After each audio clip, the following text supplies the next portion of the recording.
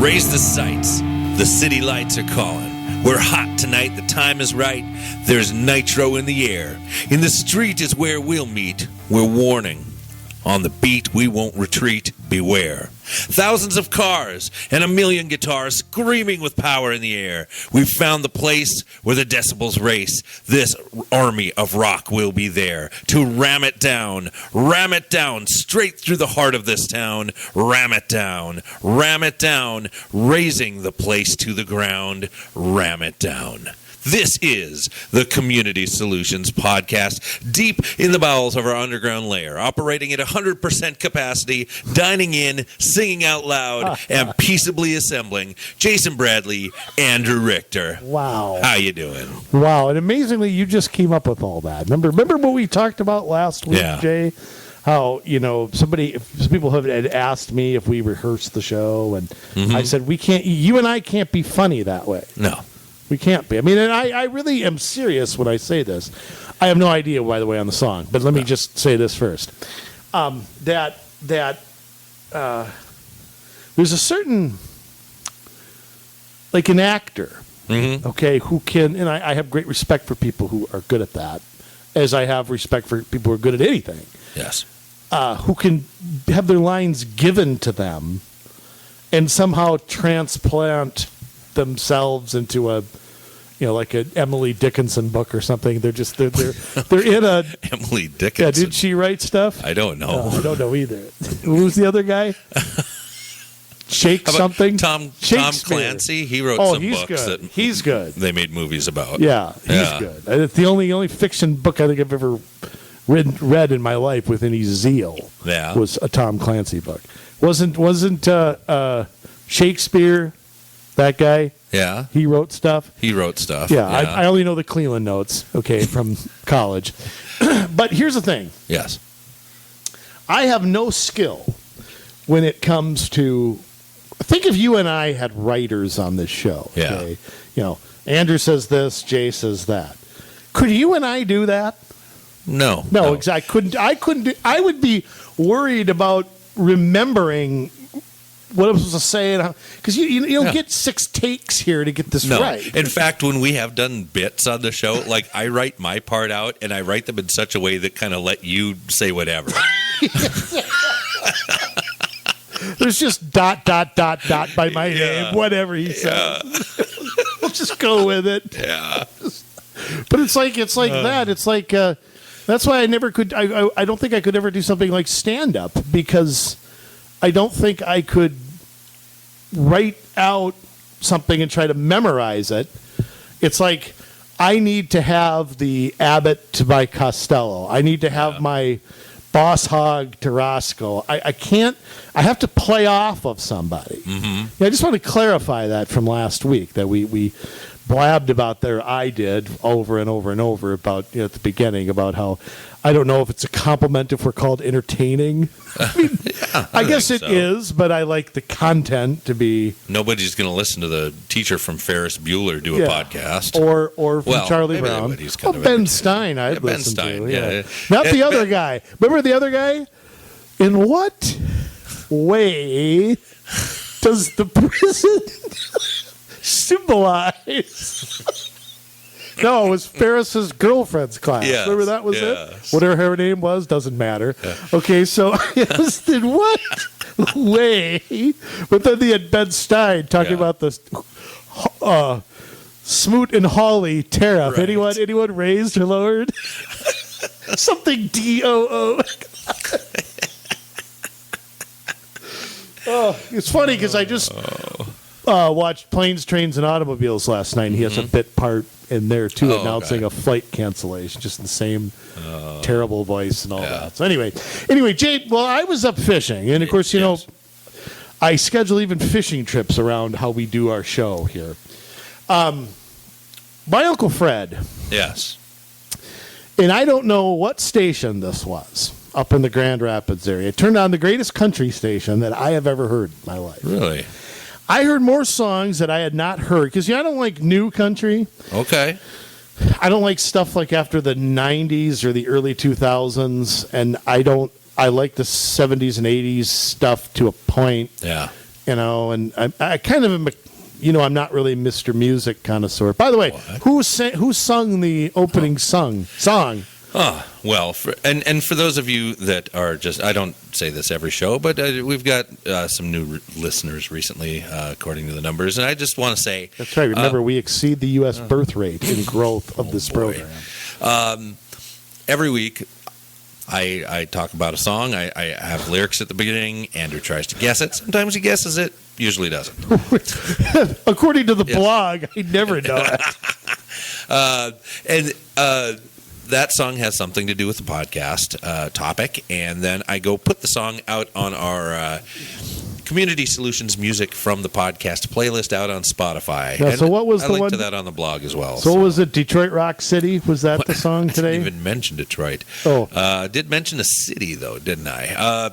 That song is called Ram It Down from Judas Priest. And you know what? That is what government has been doing and trying to do, even though the people are standing up to it, ramming down these restrictions. And we're going to get into that later on. And very soon. Yes. Very soon. Very soon. I just have to talk about this great country station. Okay. Because, I grew up, my mom and dad, they listened to what I call old country. Yes. My dad had one Merle Haggard tape that he played just over and over in his old 79 Bronco. Yeah. Hey, don't get me wrong, I love Merle, but I can only hear, Mama Tried so many times before it just gets boring. And my mom, I think, she loved Willie Nelson. And, of course, Waylon came with that. And my dad liked Johnny Cash, too. And so, it was all right stuff. But as a kid, I thought country was, when I was a kid, Michael Jackson was the big thing. Madonna was the big thing. And you couldn't get further from that and Merle Haggard, you couldn't get further away at that time. Right. Okay. Now, when I listen to this country stuff, though, I got to say, my Uncle Fred, he turns the radio on when we get fishing in his room, and he leaves it on the entire week. He sleeps with it. We don't have a TV up there. All week long was just country music. And I enjoyed the heck out of it. Really? I heard something, my favorite country band is a band called Black Hawk. Okay, yeah. And they're my favorite. But I heard old Keith Whitley and old Ronnie Millsap and and even stuff from the 90s that I really liked, like Joe Diffie, who passed away recently. Yeah. And, people that I can't even remember. I really don't remember. And that other guy I like, that one guy. Garth Brooks? Well, him too, but Alabama. They were on there. Yeah. I like their older stuff a little better. He redid an old Johnny Horton song. Dwight Yankum. That's the Yoakam. Yeah, Yankum. Okay. So I like him too because he has like a bluesy tune, but he redid that Johnny Horton Honky Tonk Man song. Yes. But I wouldn't have. It wasn't a song I disliked on there. It was in 4.5 days. Up there. Wow, that's. I even heard "Islands in the Stream" once or twice. Oh boy. And Kenny. Once is enough. Kenny passing away not that long ago either. Right. Kenny Rogers. Jay, he brings up an interesting question. Now, when I was a kid, I don't know what you listened to up in Duluth, but what radio station? Because two radio stations stick out in my mind when I was younger. One is KDWB because. Okay. In the 80s, pop, and early 90s, and then Casey Kasem would do the countdown Sunday night. My friends and I were glued. That was KZIO up in Duluth, Was it? Okay. Yeah, 102.5. The top 40 with Casey Kasem. So, that was, and then there was WCCO on the AM because that had Twins and Gophers. But what, was that the radio station up in Duluth? You're a connoisseur of all kinds of music, we had though. KQRS or KQDS up in Duluth is the KQ affiliate up there. But did that play like the same thing as the one in Minneapolis, or was that just the rock station of Duluth? The classic rock. Okay. Yeah.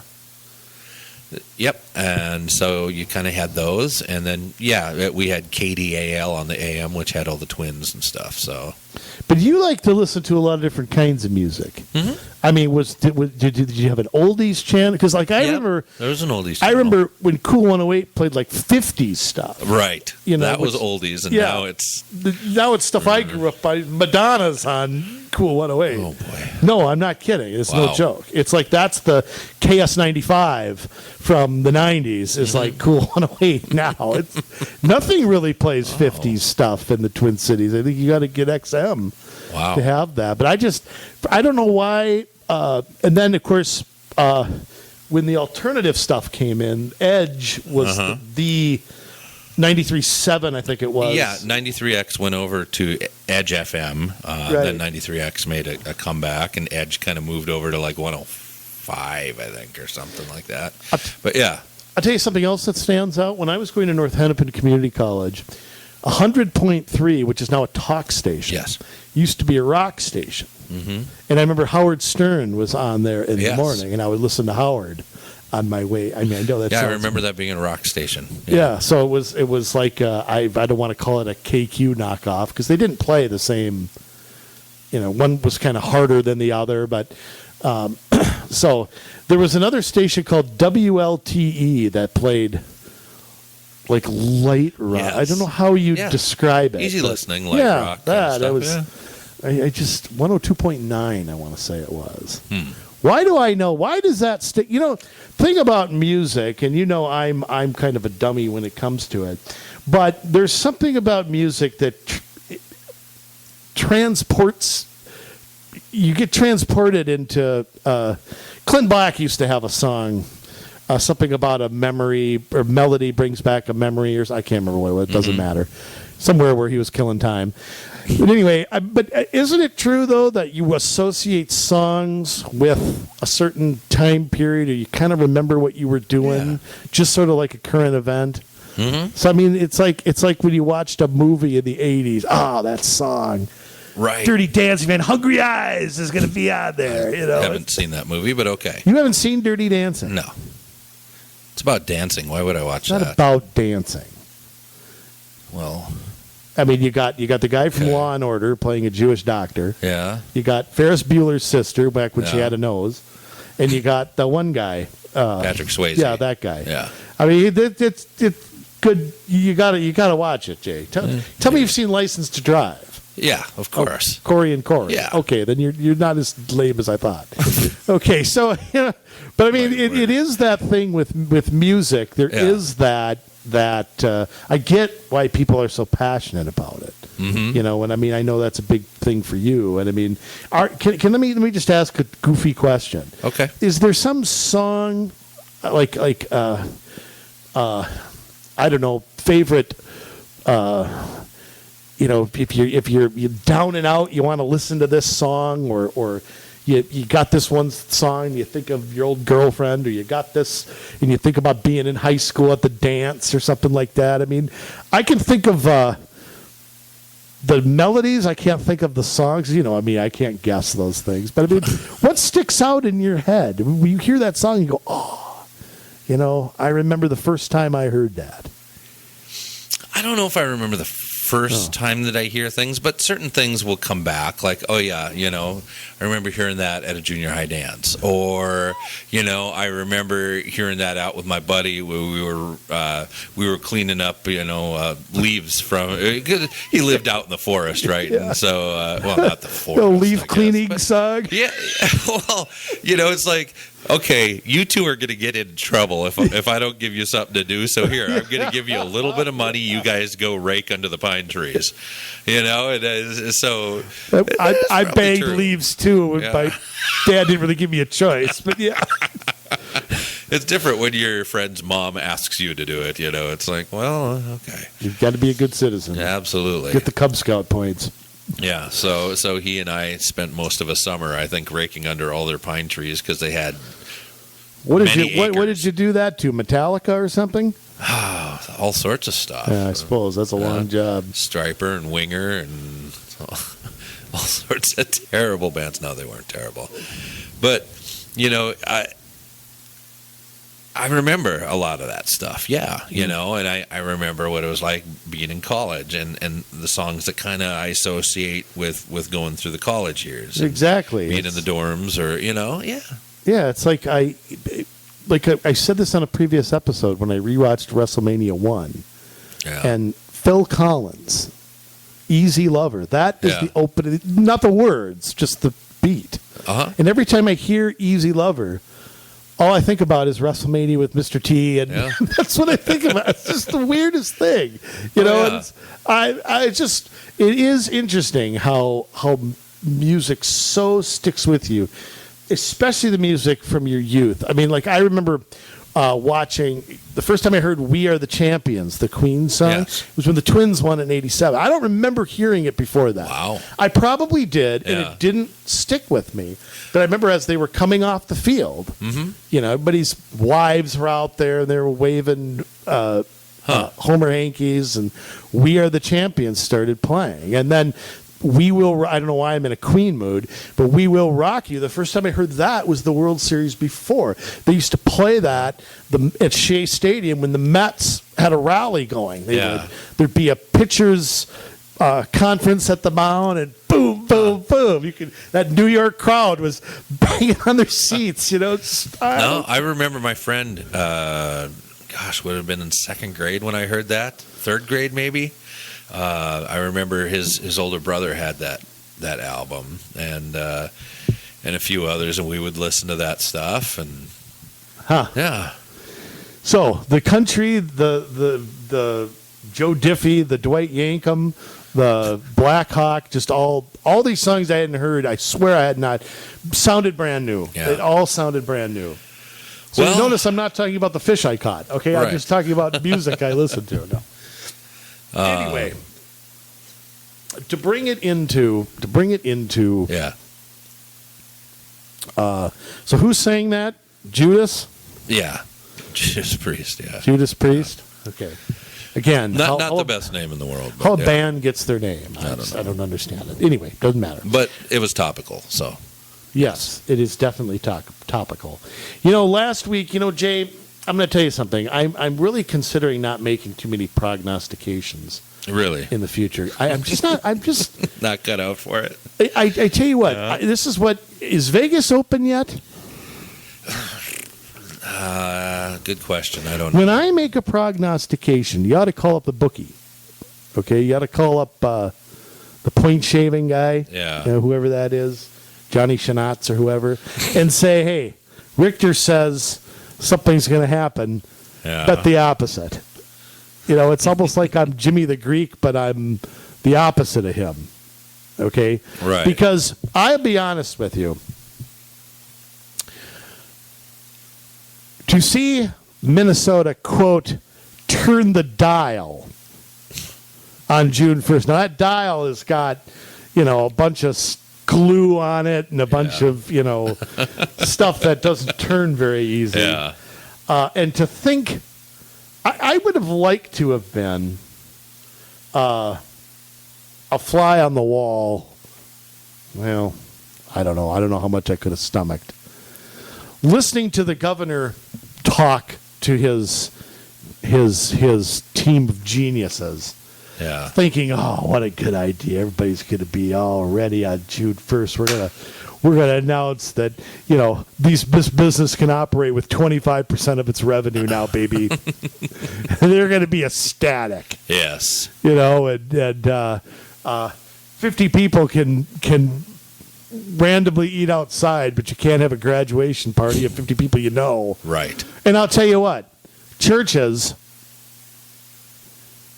when I went to church when I was a kid, it literally was like the whole neighborhood went to one church. I don't know if it's like that anymore. No. Maybe people come further. But it was like our pastor, Pastor Cliff, who knew everybody's name, everybody's pet, the guy knew everything. Mm-hmm. He knew who was going to come at 9 o'clock, who was going to come at 10:30. Oh, yeah. Who was in Sunday school, who was going to drop their kid off at the nursery. I mean, it was as you talk about predictability. Mm-hmm. Okay, it was as predictable as could be. He knew the Sundays that we wouldn't be there. because we'd be out of town, or Yeah. I used to go up north for Christmas. Oh. Okay, and we wouldn't go to the New Year's or the Christmas Eve service then. We did later when we didn't do when the cabin got too big for all the cousins and all that. Okay. But I think a church service is one of the most predictable things. The crowd that shows up here and there, and yet 10 people can show up for a church service. Never mind, it probably takes a staff with ushers and the minister, or whatever you call it in whatever religion you're in, the person running the music, the person reading the psalms, the person leading the choir. Probably takes 10 people to run it. I mean, I'm just throwing it out there. Maybe not that many, but it can take a few. Yeah. A church service of 10 people. Right. Whether you're inside or outside, might I add. Or you're in a small sanctuary of 150 people, or you're in a large sanctuary of thousands of people. 10 people is what you're allowed. Now, let me just speak into this as someone who is on staff with a church. I lead the music, and we have a couple other musicians, so we're up to 3, right? And one of those musicians is also in charge of prayer and stuff like that, and so we've got that, and we've got somebody running sound, because we're putting everything out on the internet, right? So because we're now in a normal church service. Is that how you do it too? Like you would have somebody running sound, Okay. and a lot of people. I mean, sometimes you have live streaming. It's becoming a lot more popular now, of course, and I think that a lot of churches will continue to do it. We will continue to do it. Well, I can understand that for elderly folks. Right. I mean, I get that. And because we're live streaming, we've got to have somebody running the computer to put the lyrics up, and that would be normal, if we're having a service. So we're up to 5, having a pastor, right? Let's hope somebody's got a So we're at 6. ushers, don't you? Collection plates. And, Well, but nobody can touch them. Right now, because we're not meeting, obviously there are no ushers. Yeah. That will change. But if we're having a 10-person service, we probably won't have ushers. It sounds like we're going to put a basket in the back of the sanctuary or whatever. And are you not doing? We'll have a greeter though. How about communion? Yeah, I mean, well, when you come back, I mean, would that be? It'll have to be different. I mean, for a while, individually wrapped cups, where it's the cup and the wafer together, and they'll probably be just on the communion table, like spread out, so people can just take one. But what I'm saying is, here's what I'm saying. But we've got probably a staff of 10 to 12 just running a service without anybody here. Yeah. That's what I'm trying to get at. Now your hall at your church, how many? Pretend this is before if it coronavirus. was full 100% capacity, you could fit 250 people. Okay, so all the pews At a time. you could fit. That's grandma, grandpa, kids, teenagers, whatever. Yeah. 250. If every chair was full, that's how many you could fit. That's 100% capacity. Okay, now let me ask a question. Yeah. What is so hard? I guess I'm directing this more at Waltzy Waltz and the people around him who can't. It takes them 3 weeks to figure out anything, and then you wonder what they worked on for more than 5 minutes. Yes. How is it possible that a church that seats 250 could not have 50 people there? Absolutely. I mean, you could take every other pew out if you wanted to. Right. Or turn them, I mean, here's the thing. Innovation is the hallmark of America and of capitalism. Yes. The market has an incredible way of when David Strom was on the show, we talked about the supply chains. Yes. Isn't it amazing how capitalism figures it out? Yes. It's so incredible. So if a church wanted to have 50 people, and they wanted to have it virtually, maybe grandma and grandpa aren't comfortable yet coming, which is understandable. Yep. Somebody, look, my parents are in their 70s. I get it. Why is it then that is, quote, not allowed? right now. I mean, I don't. Why are churches being singled out? Like, for example, as dumb as the restaurant thing is, you can have only outdoor seating up to 50. Why is it that they can have 50 and you're eating, which is, drinking, touching stuff? Yeah. I mean, I know that this is not the surface thing that it was once thought, but Right. it's still, an outside ultraviolet rays, I think, take care of a lot of that. But how do you get at 10 people can be at a church? I mean, here's the thing. You go to a retail store and you talk about, you don't know who the customers are going to be that day. Yeah. You don't know if they're going to pay with cash, if they're going to pay with a credit card, what they're going to touch, try on. Yeah. I mean, I might try some shoes on. Those don't fit. I mean, Right. But a church is so much more predictable. You're going to sit down. You're going to sing some songs. You're going to worship together. Yep. You're going to greet one another. You're going to give the church an offering. You're going to have your communion. You're going to hear a sermon. You're going to say some Bible verses. It's one of the most predictable activities with one of the most predictable crowds. I mean, of all the things we do. I go to a bar outside. I have no idea who's going to be there. No idea who sat there before me. No, I mean, Right. I don't. I see what you're meaning. I don't. Yeah. I don't get why are churches being. I would argue they're being picked on. Yeah. I would too. I think it's just discriminatory. But what's the motive behind it? Well, they don't like them, I guess. What is the look? There are plenty of people from both parties of all political persuasions who believe in God. Right, but you're looking specifically at the governor's office. And when you have, and I forget his name off the top of my head because it was over a week ago, you have one of the people that is in his administration putting out tweets that say, churches only want to open not because they're worried about their people, but because they want to fill their coffers. That's the attitude in the administration. So that's what we're up against. Prove me wrong. I can't on that level. He's not meeting with the religious leaders. The Catholics have been trying to meet with him, and they have finally said enough. Right, they're opening. They're opening, as are the Missouri Synod Lutherans on the 31st of May, and they're going to start having mass and or service for the Lutherans, and they say, and they're doing we've it had at enough. A third capacity, Yes. which is and they have big churches. I mean, I know that's true, but I mean, here's another question. And I'm going to pivot to restaurants and bars for a second because one of the things I worry about is small town Minnesota. Mm-hmm. I'm somebody who thinks that there's a certain element of this country, of this government, world government, that is at war with small towns and rural America. I don't harder to control. Yeah, I don't think politicians see that. Mm-hmm. I don't think anybody on both sides gets it. Right. It's one of my frustrations. I just you can't seem to get people to see beyond the forest and the trees sometimes.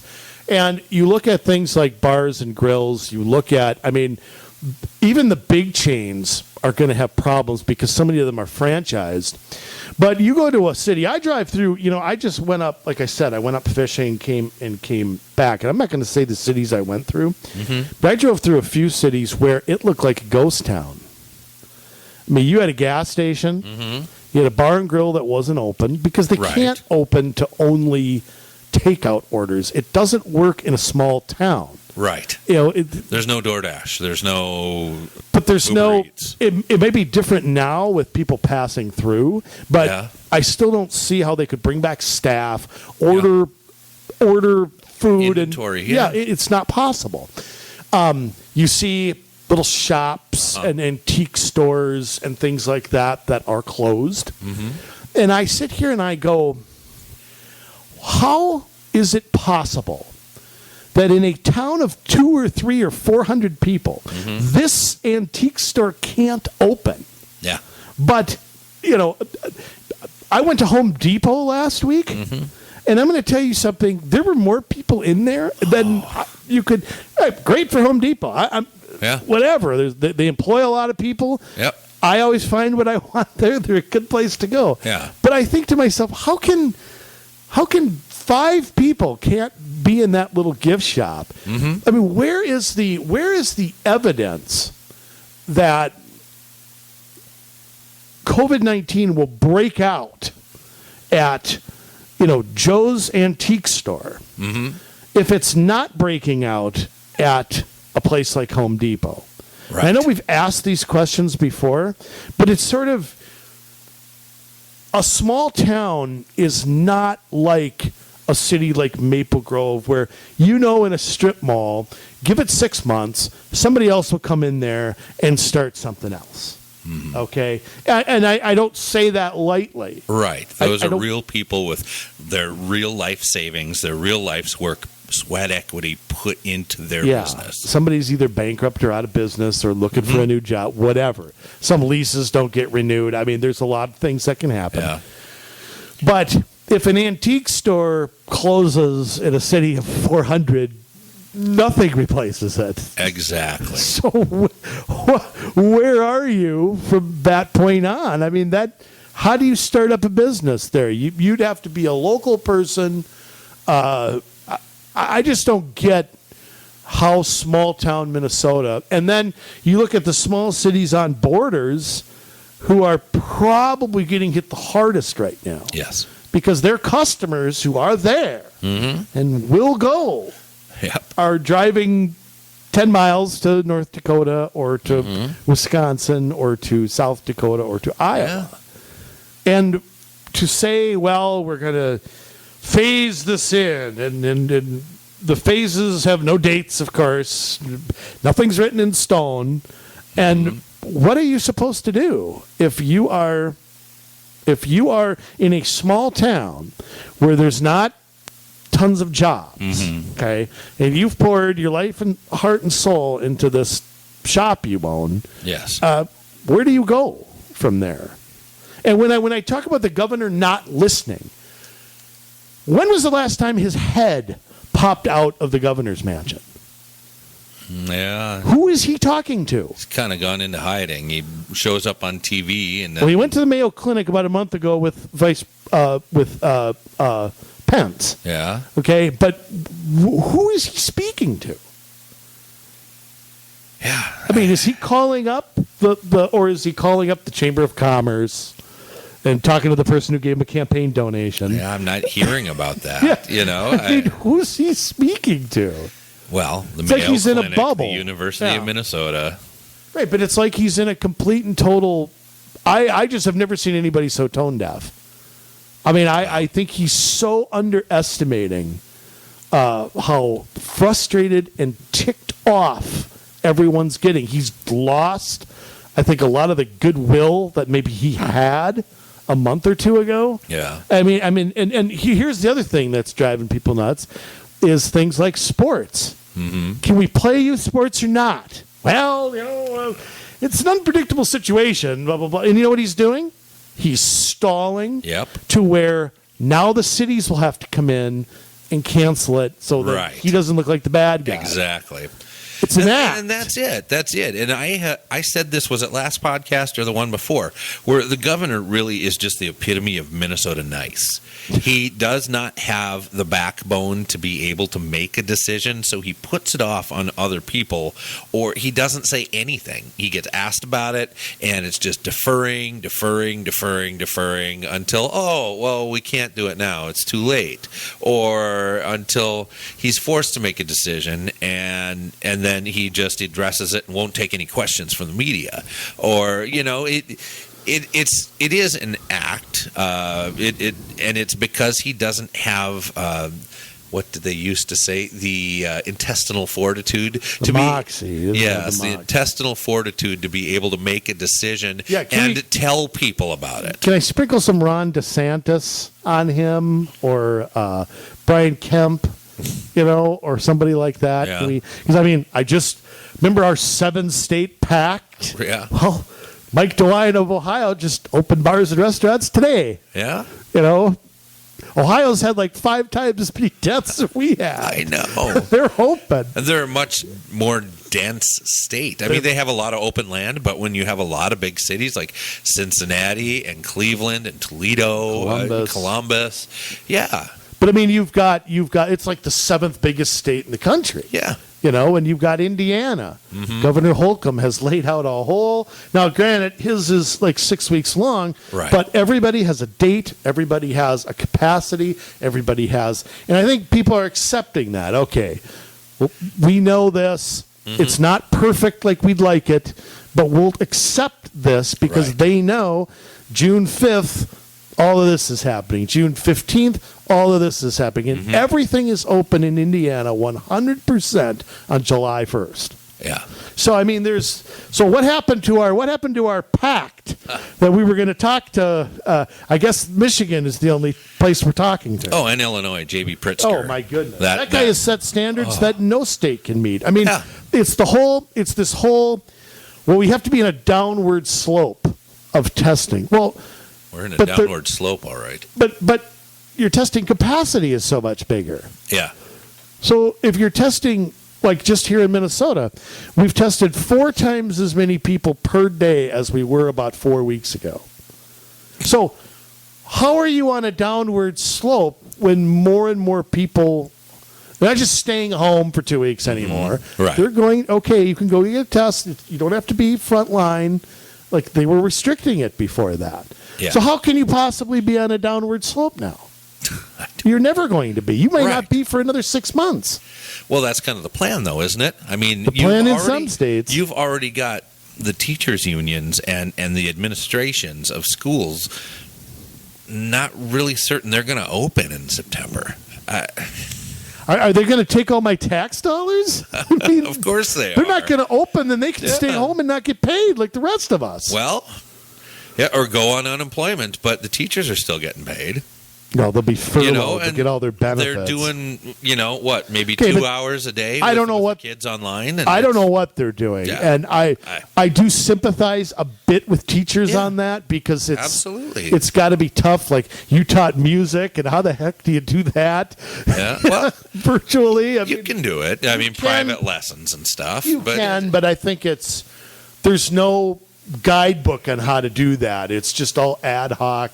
I'm sure they're as frustrated. Forget their union leaders for a minute. I'll separate them from the people who are actually doing the work.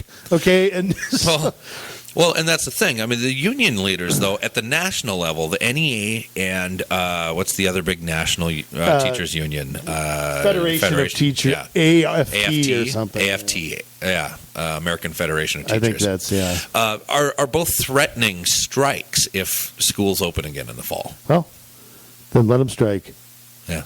I mean, I'm one that says I think it's a bluff. I think they're showing their power and how they can get the blue state governors to bow to them. Right. I mean, if I were the governor of Kansas or something, I would welcome that. You go strike. I'd be like Reagan with the air traffic controllers. You go. Yeah. You got 48 hours to come back, or your contracts. You're technically violating your contract. Mm-hmm. So here's another thing that is when the governor said last week that bars and restaurants were going to open June 1st. Now, he used those words. Mm-hmm. There's a group I follow, and I don't really like them that much.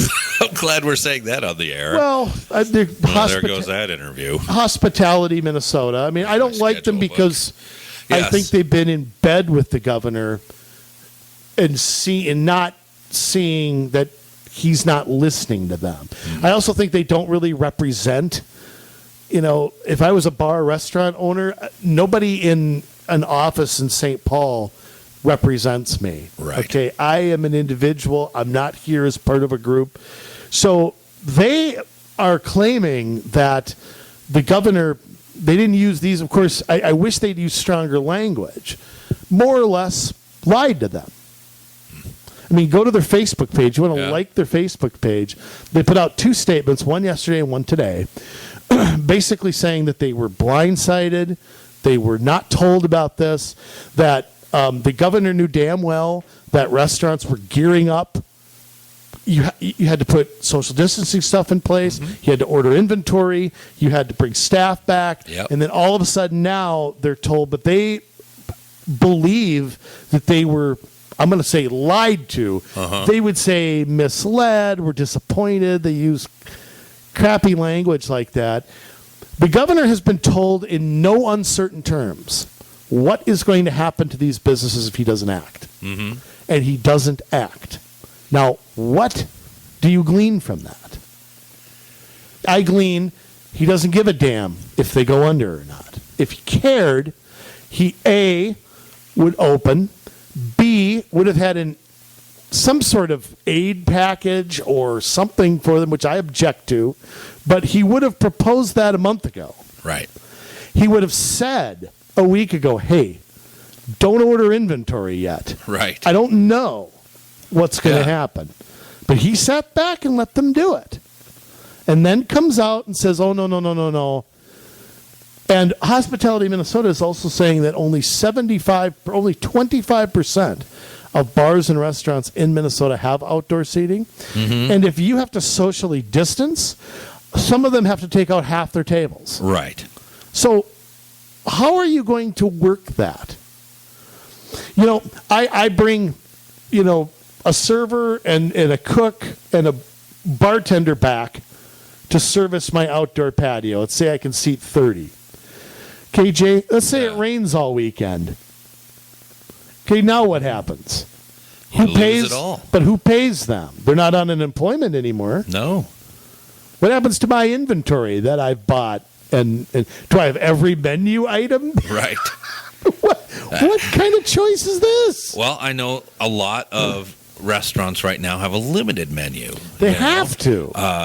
Perkins has a limited menu, Yes. but then they're also selling some of those things on the side. Like you can order bacon, like uncooked bacon, you can or order toilet paper. You can order a pig. It's crazy, what we've had to turn to in order just to make it again. That's the market trying to find a will, where there's a will, there's a way, and the companies who are smart are trying to figure out a way to do it without really having anything that they can point to that, okay, I feel grounded here. I feel secure in saying this, and I can work from this. And it's just kind of a crapshoot. Yeah, but I mean, remember, they cannot sell outdoors for 10 more days. 10 more days from when we're recording this. Yes. So when is indoor going to come? Now, it's going to be July. way after that, isn't it? Yeah. I mean, you got up. So they're going to what? Have to be closed for what? Another 60 days? Yeah. That's 4 months. And I've said to people before, that's a third of the year. If I took a third of your income away, how long could you survive? Yep. Barbers and salons. Oh, you can open to 25% capacity. Okay, I'll tell you what, government. I'll give you 25% of the tax dollars. Yeah. And give you 100% of the expenses. How long before you're bankrupt? Most people don't even have 60 days cash on hand or 30 days cash on hand, and With a lot of people do, but they'd have to cash out. Right. Some people do in that way, You would have to liquidate a bunch of stuff. You have the assets, but not the cash. Right. Yeah. So, I mean, how is the place supposed to operate at 25%? How about we have Cub Foods operate at 25% of its capacity for a while? Casinos are opening up. Of course, they're on sovereign land, but still, if there's no outbreaks at a casino, how can somebody make the case that there's going to be an outbreak on a baseball field? What the heck? I mean, I know I'm laughing about it, and we're laughing about it, but these are people's lives getting destroyed. These are people who are mentally getting destroyed. These are people absolutely. who... if you don't know how you're going to pay your bills when they come due, or if you're a business owner and you don't know how you're going to make payroll and pay your bills professionally and personally, and you don't know when you're going to reopen and you don't know what to do. And you're getting no help. You're getting no guidelines from this governor. You're getting nothing. But I know for a fact that this governor has been told in no uncertain terms Hospitality Minnesota is estimating 50% will close their doors by the end of July. Yeah, I've heard that too. Permanently, yep. if this does not go. And it still may happen. Because if it phases in too slow, then how are you going to be able to make up that money in the country's in a recession? Yeah. People may not, what do they cut back on, Jay?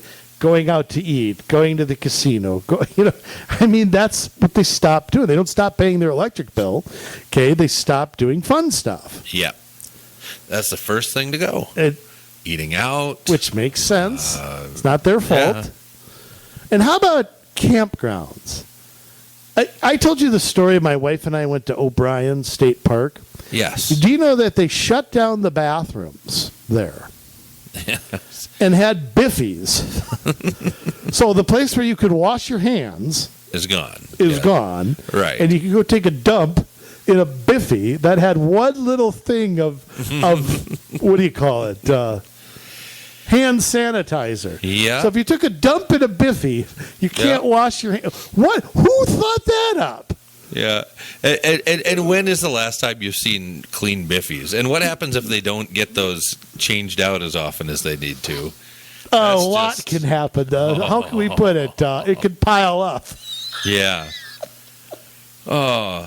So I just thought that was hilarious that they shut the bathroom down, but they had a biffy in there. Yeah. I wonder how many people peed in the woods. Okay, it's probably a lot. Yes. So it was almost as dumb as opening fishing. Hey, the resorts are open, but don't go there. Yeah. Well, this is hurting all of us. Right. It's the trickle down. I know I shouldn't say that word. Is everywhere.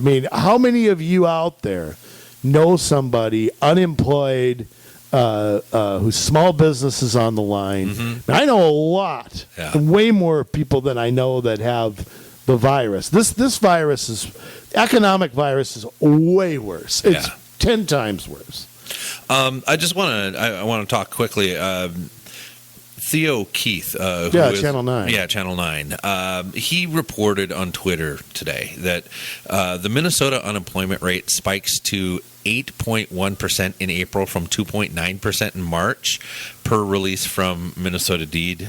That's higher than the 2007 to 2009 recession and the highest since June 1983.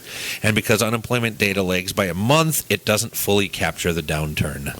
I was about to say, that sounds low. Could be. I'm guessing it's more like, you got 600,000 people out of work in a three... Exactly. That's the number. Three some odd. But he's right. It does lag behind because they don't release that stuff. I'm going to guess it's more like 15. Yeah, I was seeing some stats around like 16 somewhere. That's 1 out of 6. Yeah. And how many people like me and you that have lost one job and kept another? Mm-hmm. How are we counted in that? Well, being a business owner, I'm not, because I'm not receiving unemployment. That's right. So, and me being a second job, I can't get unemployment either. Right. Even though my income's down 25%. So how is my buying power? My wife and I, it's down. Mm-hmm. So of course, not like I can go anywhere anyway. But maybe Wisconsin. But we're actually considering that next weekend. Maybe I shouldn't say that on the air, but we actually are. Sioux Falls isn't that far of a drive. No, and I do love South Dakota, but I don't think we're going to make our South Dakota trip this summer. I don't think we can afford it. Yeah. We wanted to go back to Deadwood, but I just don't think we can afford a gambling trip. Yeah. But that hurts people right where they live. Of course. Goodness. And you've got this governor who refuses to put a timetable out, who says, I'm turning the dials, but if it gets too crazy, I'm turning them back. Which is a lie. Sorry, that's a lie. Yeah. He'll act like he's turning them up, but then put all sorts of restrictions around it so that he's really not doing much of anything. I don't think anything's really been opened up. I mean, here's the thing, too. What is this talk about a peak? Yesterday, and this is nobody really picked this up. The peak was described as either in June, July, or August. Now that is a pretty big window. Yeah. And I say to the peak, who cares? Well, they were also predicting more people would die than died in Italy. So well, more than in New York. Yeah. That's what they're projecting. Yeah. Which is insane. Yeah. Beyond insane. But I mean, first off, we're not going to know when we hit a peak, however that's defined. I don't know how that's defined, until about a month after it happens. Right. There's no, lights that come on that say, hello, we're at our peak today. I mean, New York discovered recently that they had their peak about a month ago. Mm-hmm. But they didn't know it because they didn't have enough days or data to see a downward trend for X amount of time. So if we're going to wait for a peak, which we have manipulated, mm-hmm. because the virus isn't going anywhere. Oh, no. We're just stretching out how long it hangs around. So if the peak came a month ago, we would be at a much different, theoretically, but, I think the same amount of people are probably going to suffer from this no matter what. Yeah. Unless it dies out in the summer, which it could. Mm-hmm. I mean, it could die out in the summer, but it's not going to if we can't get out and kill it.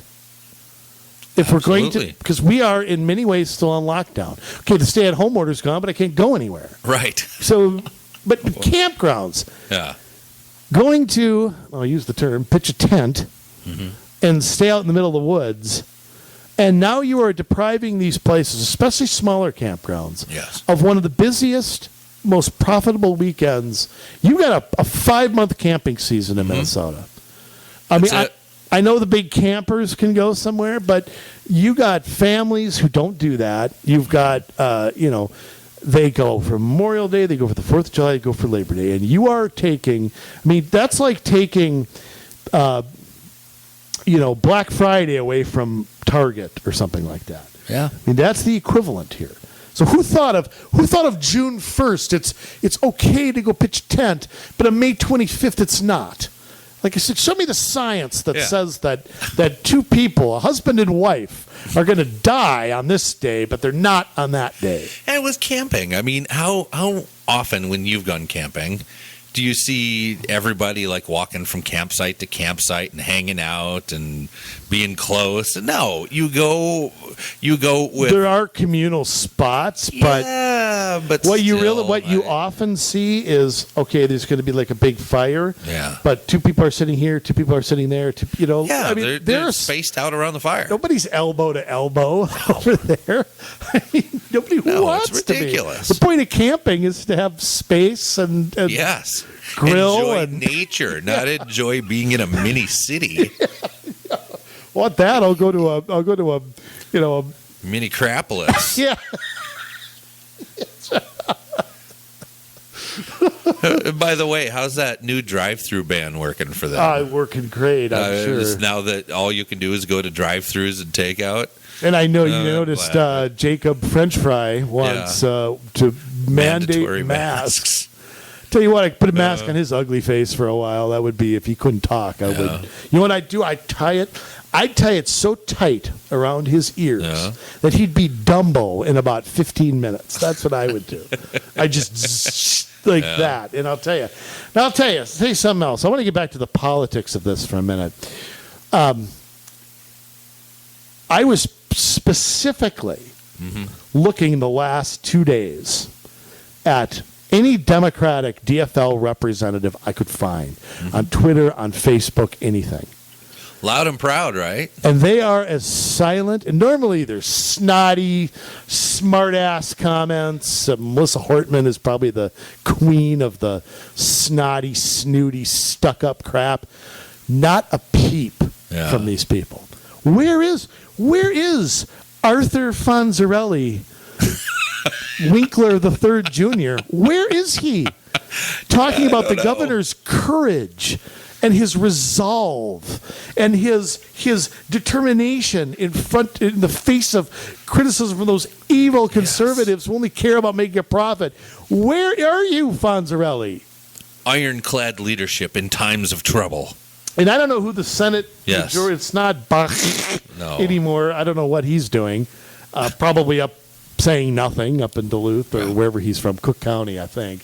But they are eerie silent. And that says a lot about the misfire yesterday. I mean, it just says, I'm sure they're hearing it and getting sick of it. But, I mean, I'm struck by how virtually nobody is out there of prominence. I mean, you've got the Twitter trolls who are, I don't pay much attention to, but...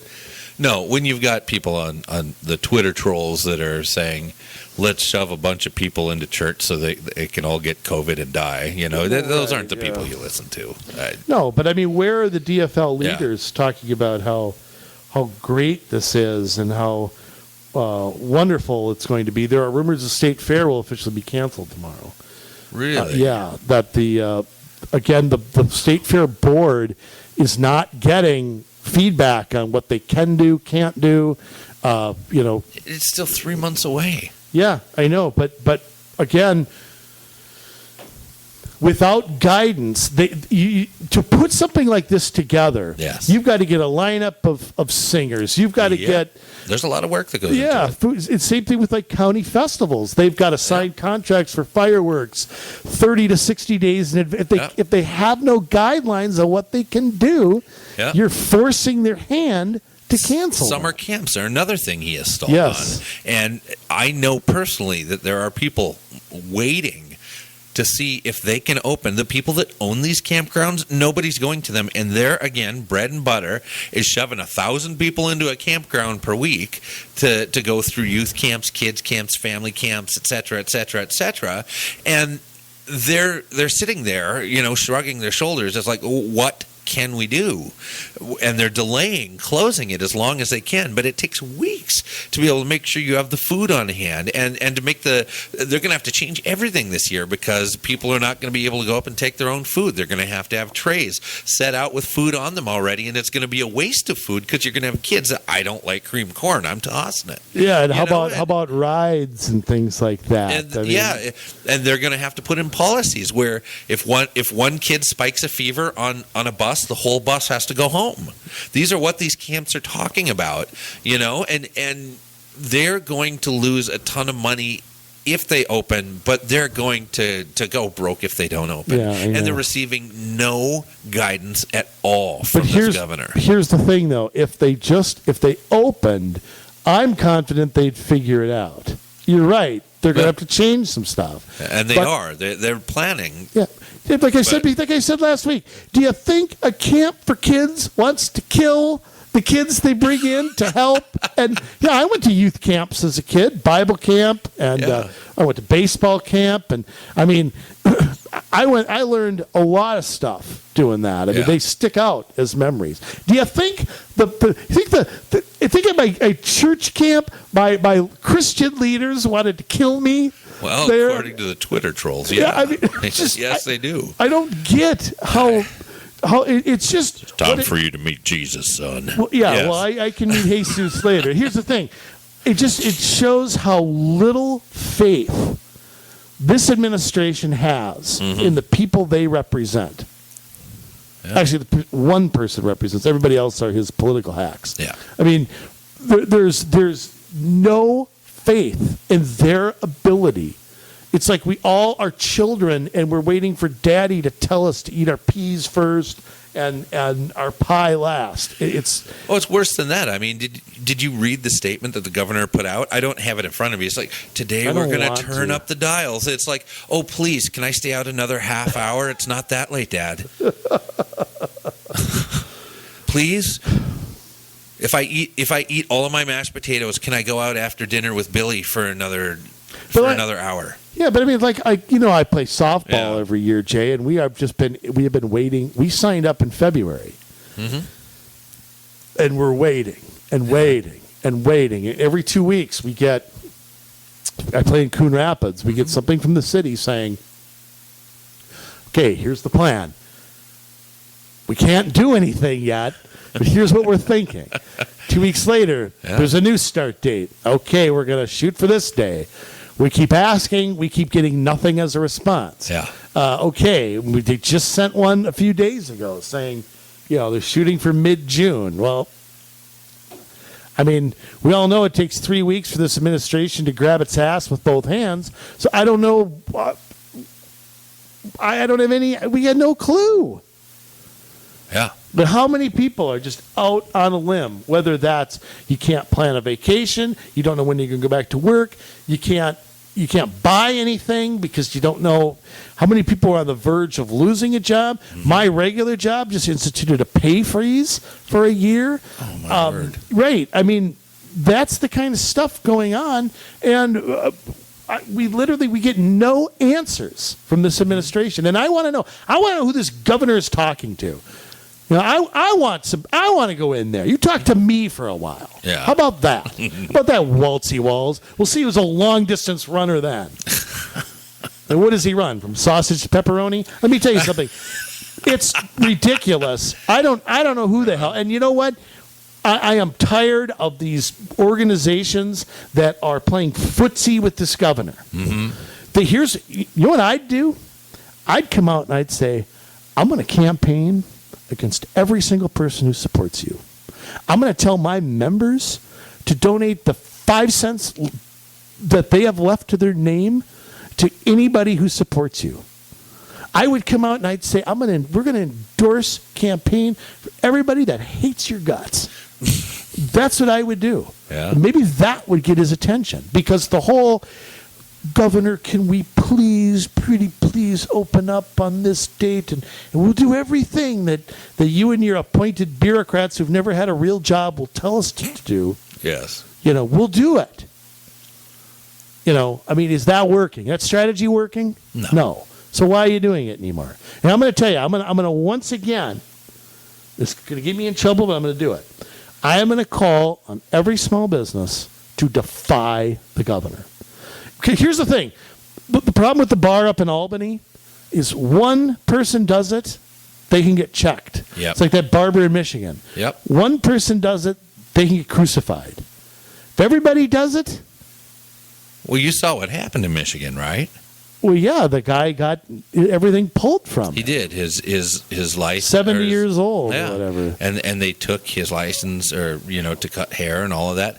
And then a whole bunch of people in Michigan, hairstylists, went to the state capitol on the steps of the capitol and cut people's hair for free. And they all got tickets for $1,000. Yeah. The Michigan all ticketed them. Yeah.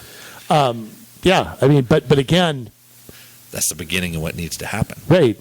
If 10,000 bars and restaurants open, what are you going to do? But exactly. But it doesn't start like that, Andrew. I mean, think about it. Martin Luther King Jr. did not start out with these huge marches. I mean, he was a man with an idea, a man with a dream, and he brought people in that believed the same thing and built a movement. And that's what we need to do here in this state. It can't start that way. But back to Albany, one bar and grill wants to open up. They're going to get tagged $25,000 if they do. They could get their liquor license pulled. And that's serious business when you think about losing the ability to do business. That does scare most people off. But I mean, I think groups of them are going to have to do it. Groups of cities are going to have to do this, or counties, because again, it's all about law enforcement. Right. What is Ellison going to go sue churches now, arrest bishops? I'm interested to see how that's going to play out when you have a Muslim and what he does with the churches. I think that they are going to put the hammer down if it's only the couple. I think if one by one they all start saying the same thing, they're going to throw their arms in the air and go, we can't stop it. Yeah. But I think if it's a few quote unquote rogue, I think that's easy to shut down. Yeah. It's hard to shut down churches opening in 400 cities, Right. And you're right that a revolution has to start somewhere. Mm-hmm. But I think we're beyond the one sit-in or the one person not giving up their bus seat. Right. We're past that point. Right. And I tell you, one of the greatest quotes, the greatest Martin Luther King quotes, one has a moral responsibility to disobey unjust laws. Mm-hmm. And there's no more unjust law than a law that denies you a way to make a living, a right to peaceably assemble, a right to worship with others and as you see fit. Yeah. There are no more unjust laws than that. I'm not comparing it to segregation. I'm not saying it's the same. Mm-hmm. What I'm saying is that these people had their lives pulled from them instantly, mm-hmm. and have been waiting and waiting and waiting and doing everything asked of them. And yet, at the same time, they're not being supported. And you know what? Governor? I'm going to say something right to your face. If you tweet one more time, and he doesn't do the tweeting, by the way. Right. Because I've seen tweets come out as he's giving a press conference, so clearly he has some lackey doing it. Yes. Some loser. If he tweets one more time saying that he appreciates the sacrifice Minnesotans and business owners are making, you know what? Screw you. We're not willingly No, making we're not. those sacrifices. Sacrificing is when I willingly give up my time or my money or something like that for a cause I believe in. Which we did for the first 2 to 4 weeks. Yeah, and that's what we were promised. Yep. We were promised to bend the curve and build up the hospital space. Mm-hmm. Not push the peak out until 2173. That was not what we were told. Right. This governor has lied. He's lying repeatedly. The guy wouldn't know the truth if it ran him over. Mm-hmm. I'll tell you what you can do with your dials and models, too. Not the kind of models I like, anyway. Yeah. Well, Absolutely. I mean, unfortunately, look, folks, at some point, we're going to talk about something different. I mean, we got a bonding bill that's going to happen. At some point, it's going to. Right. I mean, here's the thing. You got to love the Republicans, though. Yeah. Where they can't stop something in the House. Now, bonding bill they can stop because it takes 60% of the votes. Right. But they attach a bunch of things to it trying to stop the governor in the Senate where they can stop anything. Yes. The Republicans don't do that. No. They don't stop. No, they give. It's we'll modify it. We'll shave a few points off, and you don't want a $2 billion body bill. How about a $1 billion? Oh, okay. At what point does the University of Minnesota have enough $20 million buildings? yeah. Well, How many never. How many can you? Why don't you use that money to reduce tuition? How about that? And the idea that you're going to. I mean, and the governor had the gall to call this a jobs creation bill. Well, he prevents all of these people from working. Mm-hmm. He's blaming the Republicans for not pay, even though the Republicans are all willing to pass a bonding bill. Most of them are, because they're all getting little goodies. You know how it works, Jay. Yeah. Little horse trade. So we're somewhere between $1 and $2 billion, I guess. I guess that's how you stimulate the economy. You go borrow money, and then that's how you create jobs. Yeah. You don't create wealth. You don't do that. No, we don't do that. So the bonding bill, and you remember last year, 2 years, I guess it was 2018. Yes. Right, Jay, 2 years ago. Now, we should explain something else to the viewers, that Walz's powers, quote unquote, run out on June 12th. So a special session is going to have to be called. Yeah. I mean, it has to be called. Constitutionally, they have to call it. Mm-hmm. And a bonding bill is expected to be, because the legislature adjourned a couple days ago. So they're going to re-up a bonding bill. What do you want to bet? I'm going to, you know how crappy I am at prognosticating stuff. Yes. What are you going to bet we have a bonding bill and an extension of the governor's authority? that it's a lose-lose for the so-called conservatives. What are the odds of that? Pretty good. I mean, to end the state of emergency, obviously you need both houses of the legislature to strike it down. I think the Senate will strike it down. I do, because there's no consequences. I mean, they can go ahead and do that. I think most of the senators probably believe it needs to end, but you're not going to get the House. But they're not adept enough. Unless you've got enough nervous Nellies. Remember, they only need 6 DFLers. Right. Out of 73 or whatever. So right. They're going to be pressured to go along with Walz, but I got to be believing some of them are going, dude, you got to help me out here. Yeah. I've been defending you for 3 months, and I can't do it anymore. Or maybe some sort of compromise has to be reached. But, I mean, ultimately, though, you're going to get an extension, in my opinion, and you're going to get a bond. Now, remember, it's conservative if it's only $1 billion. Yeah. But we've already set $1 billion as a floor now. Mm-hmm. So it's going to be between 1 and 2. And I am telling you, they're going to cave on it. I'm sure. I mean, they're not going to give him 2, I don't think. No, but I'm not going to fall for this. He gets 1.6, Yeah. and that's some sort of victory. Right. I mean, it's a defeat to me. If his powers go on and there's a bonding bill, that's a lose-lose. Let me restate this, and I know I've said this before. That's why I'm restating it. That we have an economy that is teetering on the brink. Our unemployment rates have gone up exponentially. Well, maybe not. Maybe that's a little bit of a. But I mean, we're looking at over 500,000 Minnesotans right now that are getting unemployment. Not to mention people like you and I, Andrew, that are not getting unemployment for the lost income that we have, and we're having to make it up in other ways, if at all. But you have that going on. You have where things are kind of tightening up. The banks are holding on to their money, even They've though got no the choice Fed's, but to hold on the Fed's to it. giving them a ton of money too, and so I don't fully understand that. And then you have the Fed, who is going around and they're buying up a lot of this state debt, municipal debt, U.S. Treasury bonds, all of this stuff that they're buying up. And you think with the economy that we have, with people out of work, with businesses closing, that writing new debt right now, especially in billions of dollars, is the right way to go?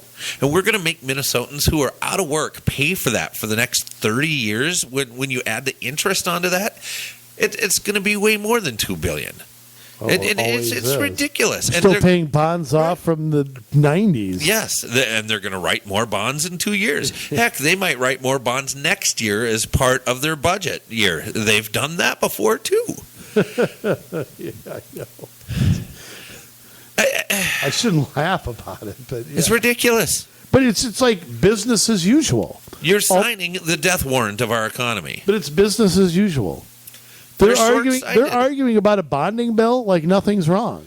They're short-sighted, and they have no business being in government. We don't know if schools are going to open in September, but let's build a bunch of buildings that nobody might be in. I think they do know, and they're just trying to find the way to get there so that they don't open. You know what? Again, I think you're going to see so much dissension on that. Oh, of course you will. I mean, you're going to see so much pushback. I don't know. Like I said, I don't know how parents are doing it right now. Yeah. Who are working from home, have 2 or 3 kids, 1 laptop. Yeah. I mean, I don't know how they're doing it. Kids in all different grades. I mean, it's one thing if you are a homeschool parent and that's all you do, and you day after day, that's your routine. It's another thing to all of a sudden get thrown into the role out of nowhere.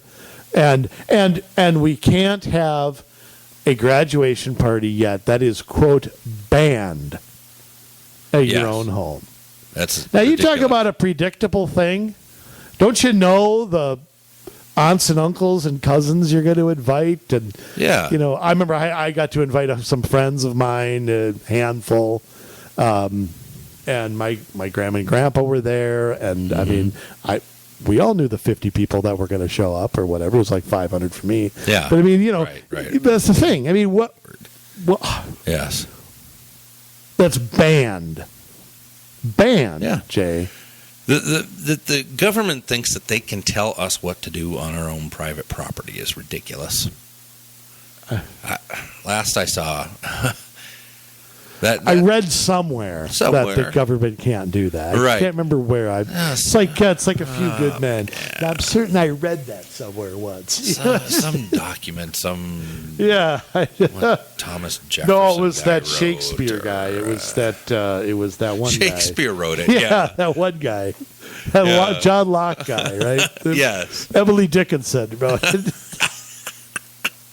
Is she a poet? Was that what she was, a poet? I don't know. But you don't know anything. I don't. I'm not much into poetry. Well, hickory dickory dock. No, I mean I don't know. I'm not much either. But you write song lyrics. I do. Isn't that kind of stuff really kind of like a big limerick? A big limerick. Limerick? I don't think it's like a limerick, though. Limerick? Or a haiku. No. Limerick? Is that what you call it? A limerick? Yeah. Well, to me it's almost. I consider songwriting kind of like poetry. Yeah. It is. It is like poetry. I just don't. It's just read a lot poetry of in it. motion. Yeah, exactly. I don't read a lot of poetry, I guess is my. I think as a kid, I think that I read some poetry once and I threw it against the wall in the classroom and I said, "There's poetry in motion." I think I did do that. Are you serious? I think so. I have a weird memory of chucking something against the chalkboard. I did that more than once. And my punishment was always to go down and clean the erasers. Yeah. There was this machine that cleaned the erasers. That was always my punishment. Richter down, and I knew the janitors by their first names. That was always down there. So, yeah. It was cool. Poetry in motion. Now, Jay, we have to wrap it up with the sign-off sermon today. Yeah. Since we can't do it in a group. Okay? Right. We can't have, and we know the whole world's listening, as everybody does to this program, whether you're doing it on Spotfly or on which is the music part, catching us on YouTube or doing the. On your smartphone, you can get us either through the Google Play Not Store on a or dumb the Apple phone, Store, though. Only on a Apple smartphone. Podcast app. Yes. But Jay, the Vikings have the pregame preach. We have the sign-off sermon. It only took 159 shows for me to give it a name, and we've now done shows for a baseball season. Yes, we have. Today, I like it. with our today's date, Yes. okay, which we're recording this on May 21st. We'll live in infamy. Yes.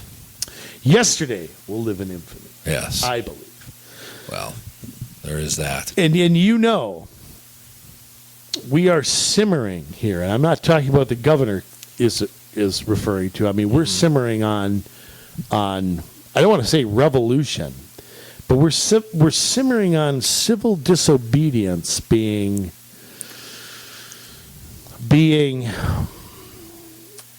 acted upon more than I've ever seen in my lifetime. Yes. I mean, I've never seen such. And granted, I mean, there are things I didn't live through, World War I and Alien and Sedition Acts and stuff. I didn't live through a draft, to go into the Army. But in my lifetime, I have not seen angst and anger at the level it's getting. Yeah. The sign-off sermon, Jay, I know you can sum this up and you can uplift us, okay? And give us something to think about, look forward to, homework for people who listen to the program. Ladies and gentlemen, Jason Bradley with the sign-off sermon. That's your cue, Jay. Yeah. Oh, I okay. got that. Well, Minnesota, here we are. Yet another week. More changes, no changes. It's a whole lot of ado about nothing, to quote that Shakespeare guy.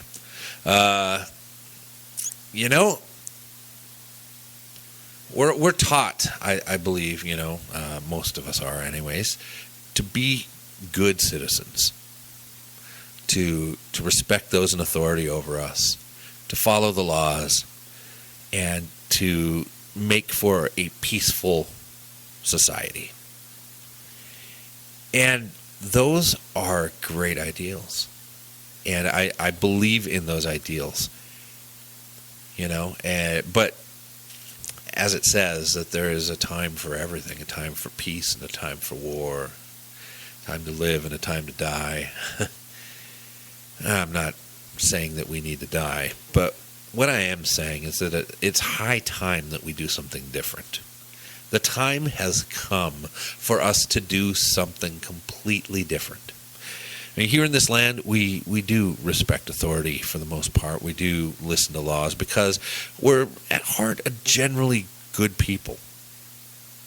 And to go back, and I'm not going to do this every time, but to go back into Scripture, in Romans 13, it talks about obeying the ruling authorities that have been put over you, and if you rebel against those ruling authorities, that you will be met with the same measure of judgment. But you know what the ruling authority is here in the United States? I mean, for centuries it has been kings and emperors and queens and despots of all kinds. We have the Constitution.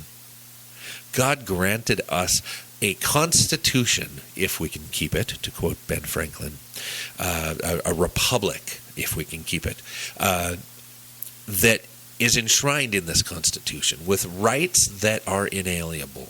Inalienable rights cannot be revoked.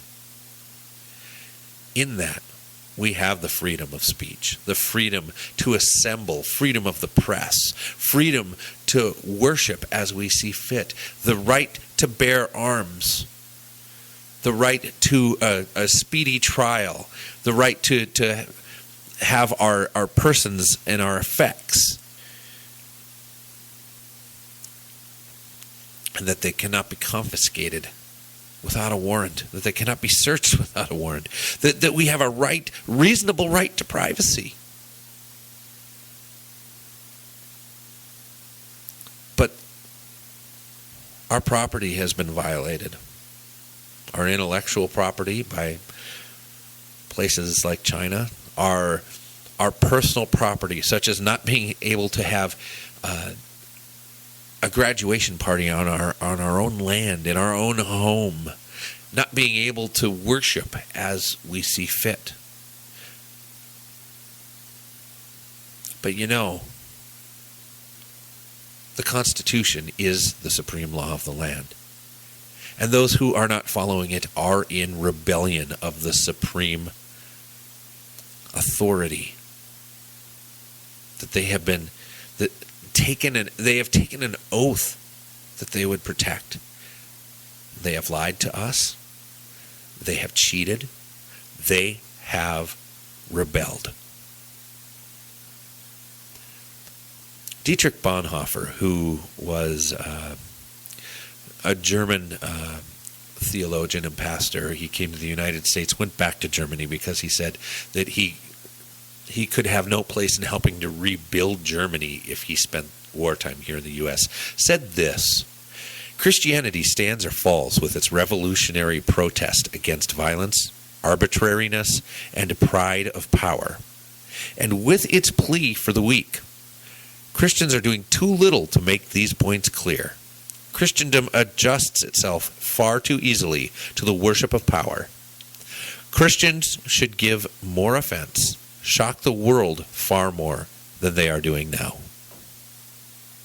And that is not only true of Christians, but of conservatives of all stripes. And even if you're not conservative, but you don't like despotism, that you believe in freedom, this should be our rallying cry. That it is time to stand up and do something about this. Because when we kowtow to unjust laws, we are really just giving deference to a lust for power. Yes, we should follow the laws. Yes, absolutely. But let me tell you, An executive order is no law at all because it has not been made by a legislature, then either approved or vetoed by a governor. No, this is just one despot who is taking his pen and telling us the way that life is going to be. That's not the way this country works. So are you upset? Have you had enough yet? Guess what? Here we are, sitting in this magnificent country, and we have not yet lost our rights unless we decide not to stand up for them. Then it is too late. So here we sit, right now, today, whenever you're listening to this, up through June 2nd, 2020, you have the ability to put an end to it. How, you ask? You can go down to your city council headquarters, your county board headquarters, your school district headquarters, and you can file to run for office. You can sit and complain on social media, but it's not going to get you anywhere. If you really care about this country and you really want to do something, then it's time. It is time. A bloodless revolution is the best way to go.